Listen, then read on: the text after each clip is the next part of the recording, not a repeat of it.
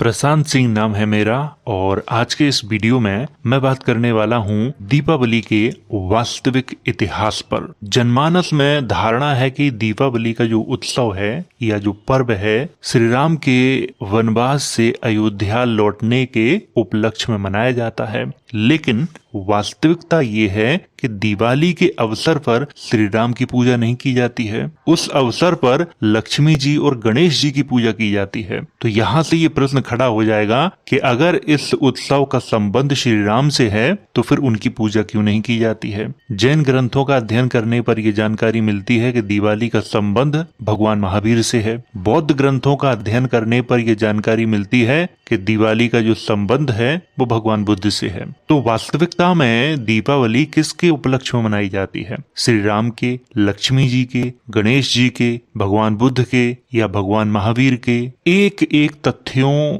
की चर्चा विस्तार से और प्रमाणों के साथ इस वीडियो के अंदर करने वाला हूं। तो आइए वीडियो की शुरुआत करते हैं।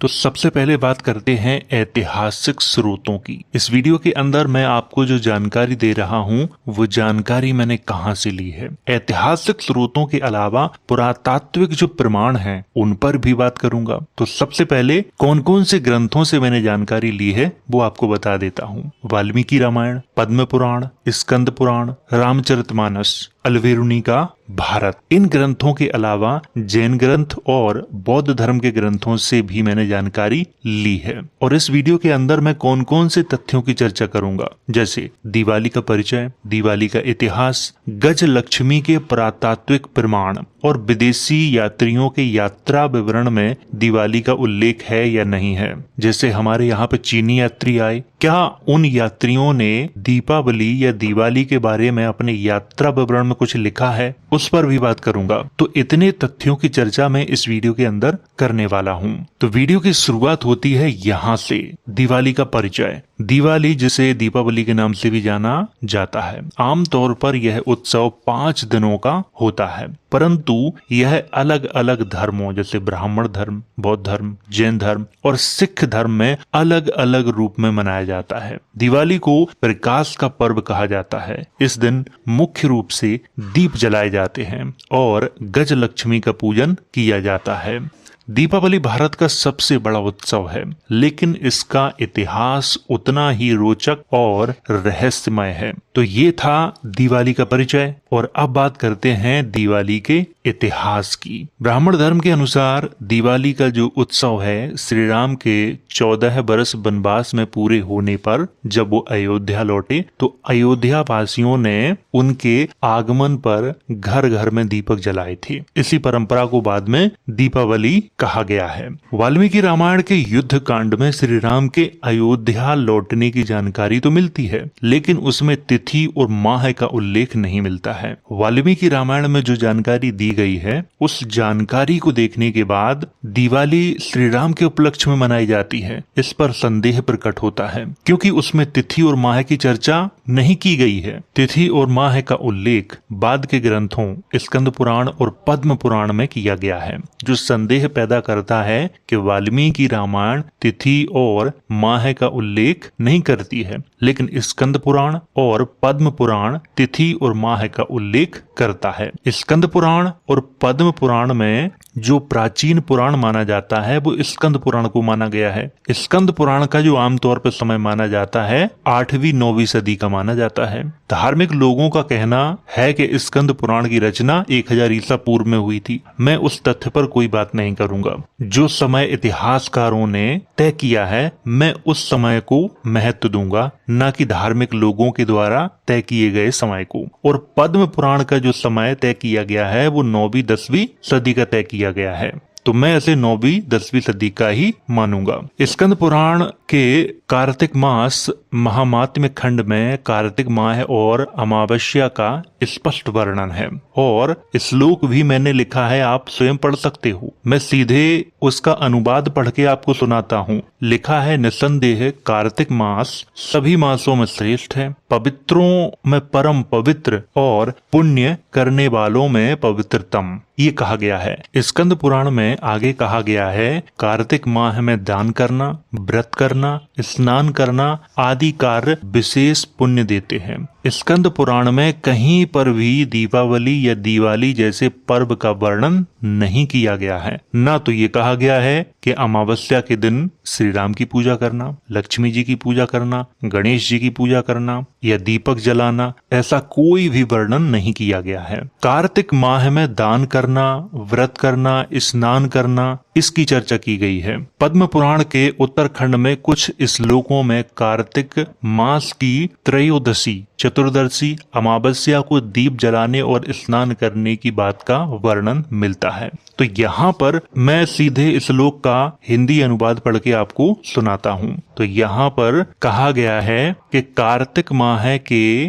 कृष्ण पक्ष की जो त्रयोदशी है उसकी संध्या को अपने घर के बाहर दीपदान करना चाहिए, क्योंकि यह अकाल मृत्यु से रक्षा करता है। यहाँ पर ध्यान देने योग्य तथ्य ये है कि इसमें श्री राम का उल्लेख नहीं है, ना लक्ष्मी जी का उल्लेख है और ना ही गणेश जी का उल्लेख है। यहाँ पर जो विवरण दिया गया है वो अलग है और श्लोक आपको दिखाता हूँ। अब इसको देखिए, इसमें लिखा है कार्तिक मास की चतुर्दशी को स्नान करना चाहिए। जो व्यक्ति अमावस्या के दिन प्रातः काल स्नान करता है वह मृत्यु के बाद यमलोक को नहीं देखता। पुराने संस्करणों में अमावस्यायाम शब्द मिलता है। इस श्लोक में जो अमावस्यायाम शब्द लिखा है इसकी जगह पर आजकल दीपावली लिखा जाने लगा है, जबकि पद्म पुराण का जो पुराना संस्करण है उसमें दीपावली शब्द का उल्लेख नहीं है, वहां पर अमावस्यायाम शब्द का उल्लेख है। तो इस तथ्य को भी आपको अच्छे से ध्यान में रखना है।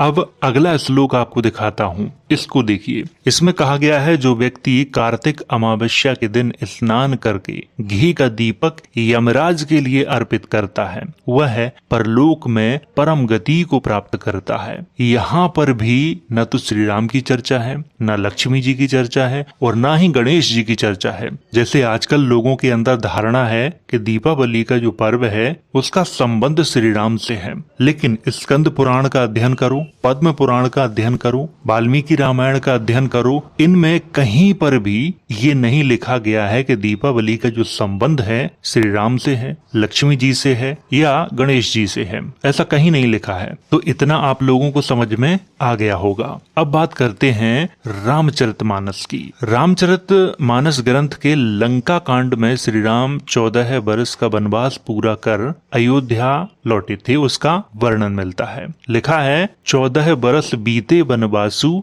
अयोध्या आए राम उदासु, पुरजन मंगल सुमंगल गाए, दीपमाली घर घर जगमाए।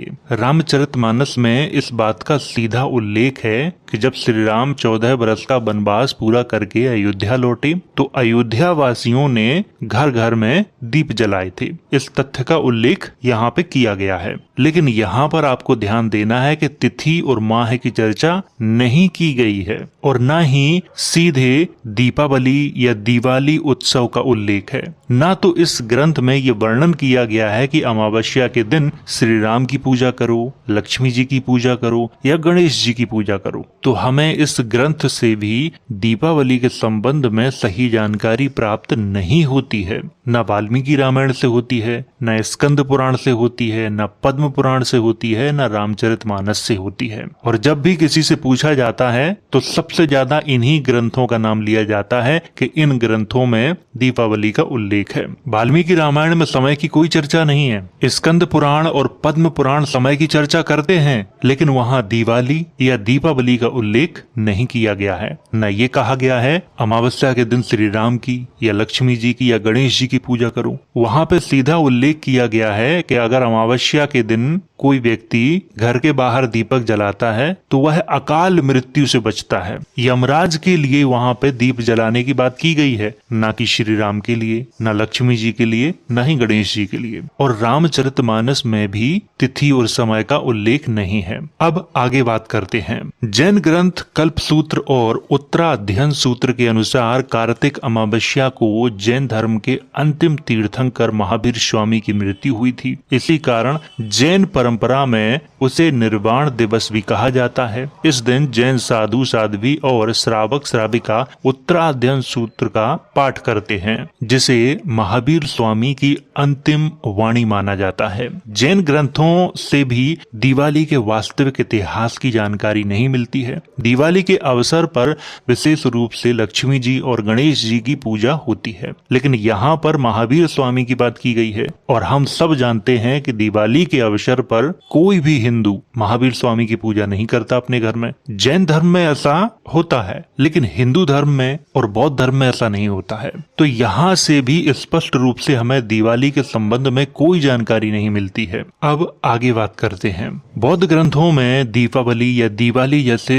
शब्द सीधे नहीं मिलते हैं, लेकिन नेपाल के बौद्ध समुदाय में दिवाली के समय त्योहार नाम के एक पर्व का आयोजन किया जाता है जो 5 दिनों तक चलता है। पहले दिन काक की पूजा होती है, अर्थात कौवे की पूजा होती है। यमराज का दूत मानकर उसे भोजन अर्पित किया जाता है। आपको यह ध्यान रखना है बहुत अच्छे से। नेपाल में जो बौद्ध समुदाय है उसमें ऐसा होता है, पहले दिन कौवे की पूजा की जाती है और दूसरे दिन कुत्ते की पूजा की जाती है, क्योंकि कुत्ते को धर्म और यमराज दोनों का सहायक माना जाता है और सहायक के तौर पर उसकी पूजा की जाती है। तीसरे दिन लक्ष्मी जी की पूजा की जाती है, धन और समृद्धि के लिए। वहां पर गौतम बुद्ध की मां को गज लक्ष्मी के रूप में पूजा जाता है। उनके साथ सफेद हाथी की भी पूजा की जाती है, क्योंकि सफेद हाथी को बुद्ध के जन्म का प्रतीक माना जाता है। चौथे दिन गाय और बैल की पूजा की जाती है कृषि और समृद्धि के लिए, क्योंकि बैल को किसान का मित्र माना जाता है। और इसी पूजा को भारत में क्या कहा जाता है? गोवर्धन पूजा। गोवर्धन का अर्थ क्या होता है? गौ की सेवा करना, अर्थात गाय की सेवा करना, पालना, उसका पोषण करना, ये होता है। लेकिन इसके संबंध में एक नई कथा जोड़ दी गई है। गोवर्धन का अर्थ है भगवान कृष्ण ने जब गोवर्धन पर्वत को उठाया था, ये कथा जोड़ दी गई है। और 5वें दिन भाई टीका, अर्थात इस दिन बहन अपने भाई को एक आसन पर बिठाती है, फिर 7 रंगों का माथे पर टीका लगाती है, माला पहनाती है, मिठाई खिलाती है और फिर भाई उसे कोई गिफ्ट देता है। नेपाल के बौद्ध समुदाय में दिवाली के समय इस पर्व को मनाया जाता है। त्योहार उत्सव की शुरुआत कैसे हुई, इसके पीछे एक कहानी ललित विस्तर ग्रंथ में मिलती है, जहां बुद्ध ज्ञान प्राप्ति के बाद कपिलवस्तु आए। राजा सुधोधन और रानी गौतमी ने उनका स्वागत किया। देवताओं और यक्षों ने अपने हाथ में दीपक लेकर बुद्ध का स्वागत किया और वो भी उपस्थित हुए। नगरवासियों ने भी दीपक जलाए और वो भी उपस्थित हुए। ललित विस्तर में कहीं पर भी तिथि और समय की चर्चा नहीं की गई है और न ही इस ग्रंथ में दीपावली, दिवाली जैसे शब्दों का प्रयोग किया गया है। तो ये भी आपको यहाँ पे ध्यान रखना है। नेपाल का जो त्योहार उत्सव है वो कुछ हद तक 50% से भी ज्यादा दीपावली से समानता रखता है। प्रारंभ के 2 दिन छोड़ दो, बाकी सब कुछ समान है, लेकिन पूरी तरह दीपावली से समानता उसमें दिखाई नहीं देती है। गज लक्ष्मी पूजा, गोवर्धन पूजा और भाई दूज में समानता दिखाई देती है। ग्रंथों के आधार पर दीपावली या दिवाली का उल्लेख किसी के ग्रंथों में स्पष्ट रूप से दिवाली या दीपावली का उल्लेख नहीं किया गया है। जब ग्रंथों में इसकी जानकारी नहीं मिलती है तो फिर हम कैसे पता करें कि दिवाली मूल रूप से किसका उत्सव है, कौन से धर्म से जुड़ा हुआ उत्सव है?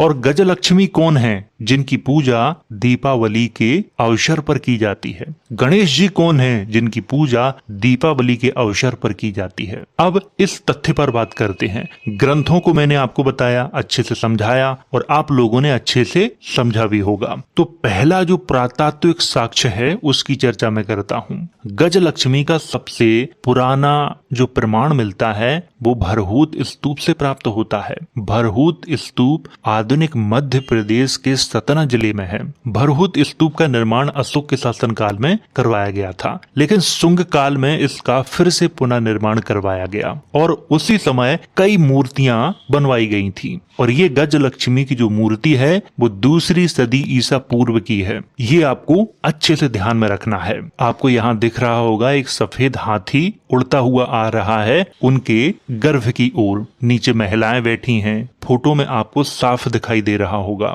अब आप लोग इसे देखिए, इसमें भी वही स्वप्न को दिखाया गया है। महामाया लेटी हुई हैं और एक छोटा सा हाथी आपको ऊपर उनके दिखाई दे रहा होगा, जो बिल्कुल गणेश जी के जैसा है। यही कारण है हाथी को बुद्ध के जन्म का प्रतीक माना जाता है और ये सफेद हाथी है और इन्हीं हाथियों के साथ महामाया को दिखाया जाता है, जैसे यहाँ पे दिखाया गया है, कमल पे विराजमान और पीछे उनके हाथी खड़े हैं और ये सफेद हाथी हैं, इसीलिए इन्हें गज लक्ष्मी कहा जाता है। गज का अर्थ हाथी ही होता है। तो यहाँ से आपको समझ में आ गया होगा कि किस तरह से महामाया को गज लक्ष्मी के रूप में परिवर्तित किया गया। और यहाँ जो बीच वाली फोटो है, इसको आपको बहुत ध्यान से देखना है। इसमें एक छोटा सा हाथी खड़ा है उनके पेट के ऊपर। यही कारण है कि बुद्ध को एलिफेंट हेडेड बुद्धा भी कहा जाता है और भारत में उन्हें क्या कहा जाता है, गणेश, विनायक, ये सब कहा जाता है।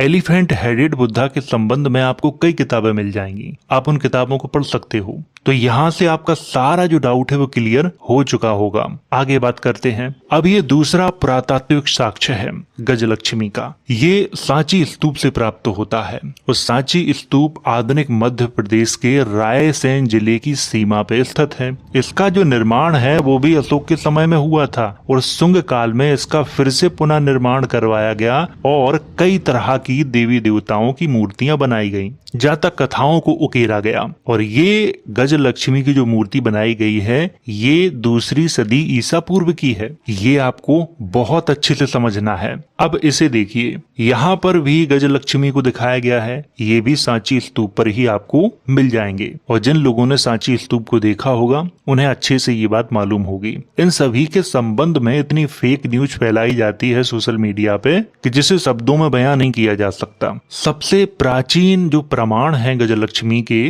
वो भरहूत स्तूप और सांची स्तूप पे दिखाई देते हैं और मैं आपको अभी ये बता चुका हूँ कि ये गजलक्ष्मी गौतम बुद्ध की माँ है। अब तीसरा प्रमाण आपको दिखाता हूँ। इसके संबंध में भी बहुत फेक न्यूज फैलाई जाती है। सबसे प्राचीन प्रमाण इसको बता दिया जाता है गजलक्ष्मी का, जो बिल्कुल झूठा दावा है। गजलक्ष्मी की ये मूर्ति उत्तर प्रदेश के कौशाम्बी से प्राप्त हुई थी और ये प्रथम सदी ईसा पूर्व की है, 2री सदी ईसा पूर्व की नहीं है। और इसके संबंध में ये भी कहा जाता है कि ये उत्तर प्रदेश के अतरंजी खेड़ा से प्राप्त हुई है। ये भी गलत है और ये मूर्ति भी बौद्ध धर्म से ही संबंधित है। गजलक्ष्मी के कुछ और प्रमाण मैं आपको दिखाता हूँ। ये देखिए, एक सिक्का आपको दिखाई दे रहा होगा, ये शक राजा का सिक्का है और शक राजाओं के बारे में मैं आपको पहले ही पढ़ा चुका हूँ। शक राजा बुद्धिस्ट राजा थे। उन्होंने बुद्ध की माँ को अपने सिक्कों पे दिखाया है। और दूसरी फोटो एलोरा केव्स की है। गुफा नंबर 16 में गजलक्ष्मी को दिखाया गया है,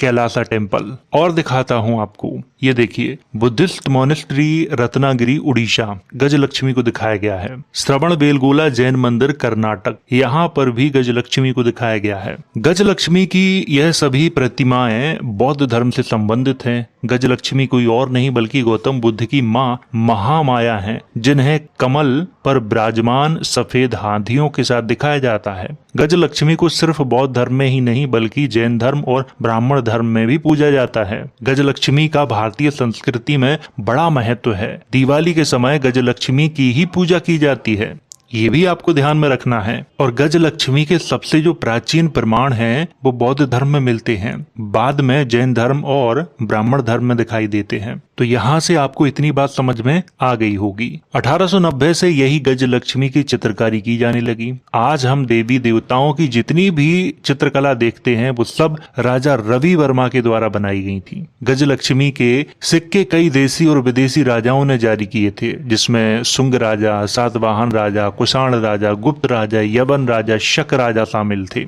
इन राजाओं के सिक्के अभी भी मौजूद हैं, आप लोग देख सकते हो। तो यहाँ से आपको समझ में आ गया होगा कि गजलक्ष्मी मूल रूप से कौन है और किस धर्म से संबंधित है ये। और मैं आपको ये भी बता चुका हूँ कि दिवाली के समय गजलक्ष्मी की ही पूजा होती है, न गौतम बुद्ध की पूजा होती है, न श्री राम की पूजा होती है और न किसी और की पूजा होती है। अब यात्रियों के यात्रा विवरण पर बात करते हैं कि जो यात्री हमारे यहाँ आए उन्होंने दीपावली या दिवाली इसके बारे में क्या लिखा है। चीनी यात्री आए, किसी भी चीनी यात्री ने दीपावली दिवाली के बारे में स्पष्ट रूप से कोई जानकारी नहीं दी है। अल्बेरुनी आया और अल्बेरुनी ने अपने यात्रा विवरण में दीपावली का उल्लेख किया है, वो मैं आपको दिखाता हूँ। तो ये है अल्बेरुनी का यात्रा विवरण, पेज नंबर संभवतः है 527, तो आप वहां देख सकते हो। लिखा है अमावस्या के दिन जब सूर्य तुला राशि में जाता है दिवाली कहलाती है। तब लोग स्नान करते हैं,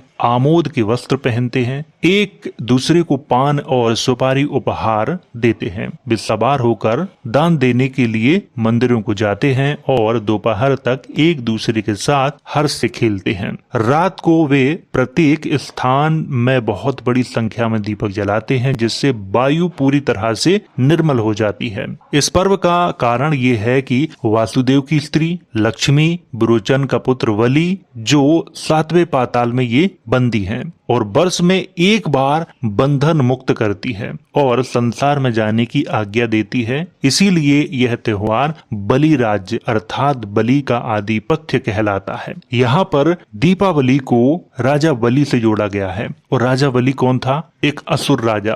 उसका गुरु कौन था? शुक्राचार्य। उसके बारे में आपको मैं पहले ही पढ़ा चुका हूँ। अल्बेरुनी के यात्रा विवरण से ये साबित होता है कि दिवाली जो त्योहार है वो देवताओं का नहीं है, असुरों का है। और ब्राह्मणिक ग्रंथों में असुर किसको कहा गया है? बौद्धों को और जैनों को, अर्थात श्रमण परंपरा के राजा महाराजाओं को असुर कहा गया है, दैत्य कहा गया है, दानव कहा गया है। तो यहाँ से आपको सब कुछ समझ में आ गया होगा। अगर आपके दिमाग में अभी भी कोई प्रश्न है तो कमेंट के माध्यम से आप मुझसे पूछ सकते हो। मैं वीडियो के माध्यम से आपको उत्तर देने का प्रयास करूंगा। तो वीडियो अगर अच्छा लगा हो तो इसे लाइक करें, शेयर करें। वीडियो देखने के लिए धन्यवाद।